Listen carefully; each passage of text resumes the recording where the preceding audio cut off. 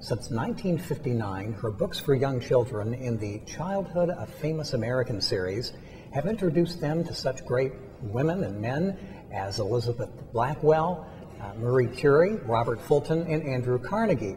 We're joined by author Joanne Landers Henry, an Indianapolis native whose works are included in the special exhibit here at Central Library entitled Published, She Wrote, Women Writers of Indianapolis. And Joanne, it's a great pleasure to meet you. Thank you for joining us. Very happy to be here. Well, let's talk first of all about the exhibit and what you have included in the exhibit. Manuscripts and some examples of your works, correct? Yes, I have manuscripts, starting from the pencil manuscript up to the finished manuscript, and a copy of the book is in the case. It's a very nicely put together exhibit.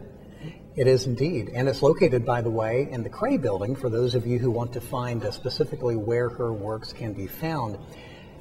Your works go back to 1959 with a book about George Eastman, and you've written all the way through 2002 a book called Log Cabin in the Woods, but your form of writing is more in the form of storytelling for young children, correct, so that they can understand these historical characters on their own level?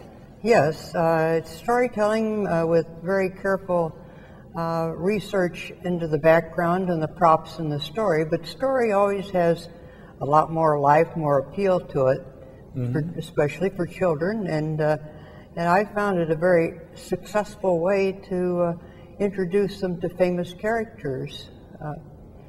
Now, you don't live in Indianapolis now. You left many years ago. You live in New York State. Yes. Do you get a chance to come back and visit Indianapolis? I come back whenever I can because I love it here, and I always come to the library because it's one of my favorite places. Oh, we like to hear that. What about the form of writing that you did, the storytelling for children of great men and women of history, scientific achievements, and so forth? Is that kind of a lost art form, at least in trying to reach children on that level these days? Partially it is.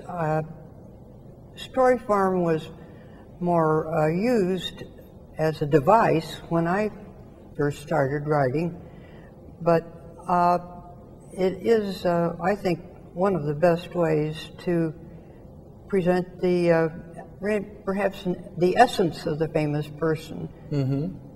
And again, for many of you, maybe old enough to remember the Childhood of Famous American series. Randy, our producer, certainly remembers some of those books. But that was a series that actually began by Bobbs Merrill, correct? You were associated with Bobbs Merrill. Yes, I worked for Bobbs Merrill, and in fact, that's how I got started with the series. On the other side of the desk, I was working in the editorial part of it, and it was a series that grew like Topsy. It didn't start out as a series, but in 1945, it officially became a series, and it's still alive and going, although not published by Bobbs Merrill.